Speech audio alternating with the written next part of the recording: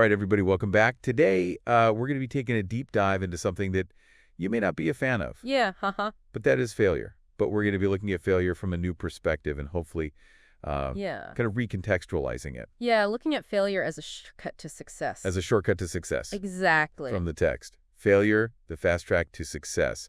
And so Right. we're going to jump right into it with this quote. Failure is a shortcut to success. I love that. Bold statement. It's bold, it's exciting, but how can something that feels so negative actually be a shortcut to success? Well, I think the first thing is to acknowledge that failure is often painful. Right. Nobody likes to fail. And the second thing is, I think, to recognize that every time we fail, Correct. we're getting information, we're getting data, valuable data. Yeah, like you were saying, it's painful, but it's giving us information. So how do we actually get that data from something that feels like a mess? That's the million-dollar question, right? So I think it starts with analyzing what happened. Okay. So we need to take a deep dive and look at what were the contributing factors. What assumptions did we make that might have been wrong? This kind of deep dive can really help us uncover those hidden lessons. Yeah, like the text says, every failure is a lesson disguised as pain. So far. So true. So how do we take this mess and analyze it and actually find those lessons? Well, one really helpful tool is what's called an after-action review. Okay. And this is something that's used by everyone from military strategists to business leaders. And what you're essentially doing is you're breaking down the event. Okay. You're analyzing what went well, what didn't go well. Okay. And most importantly, why. And I think this really helps to separate emotion from fact and identify those crucial learning points. So we can get rid of that emotional response to the failure. Exactly. And just look at it objectively. Exactly. That makes a lot of sense. Now, I want to jump into the mindsets of successful people. Sure. Because this source says that winners don't avoid failure, they learn from it. Yeah. So how do they view failure differently? What's their secret sauce? Well, I think mindset is everything. Successful people done not to personalize failure. Okay. They don't see it as a reflection of their worth. They see it as, a data point, something to learn from.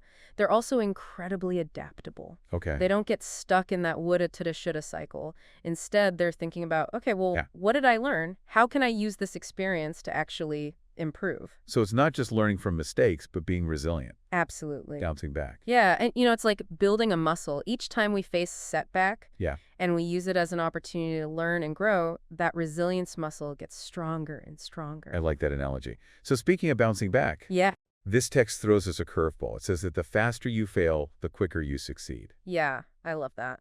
So are we supposed to just go out there and just fail constantly? What's that about? Well, no, not exactly. It's more about embracing calculated risks, being willing to experiment. Okay. I like to think about it this way. Every experiment, whether it, quote unquote, succeeds or fails, it's giving us valuable data. So each one is a success in its own way. Exactly. Because it's giving us information. It's giving us information. And in the fast-paced world that we live in, the quicker we can gather that data, the quicker we can adapt and ultimately reach our goals. So we're shifting our perspective from fearing failure to embracing failure. 100%. Seeing it as a tool. And, as we wrap up today's deep dive, I want to emphasize, we're not saying failure is fun. Right. It's definitely not fun. But it is a part of the journey. Absolutely. It's inevitable. It's going to happen. The key is to not let it define you. Yeah. To not let it hold you back. Use it as a springboard to move forward. Absolutely. And as you navigate your own journey, think about a time that you stumbled. What did you learn from that experience? And how can you apply that lesson today to move forward with more confidence, more clarity, and maybe even a little bit more speed? That's fantastic. Remember, everyone, sometimes the shortest path to success is paved with a few well-analyzed failures. Absolutely. Until next time. See you then.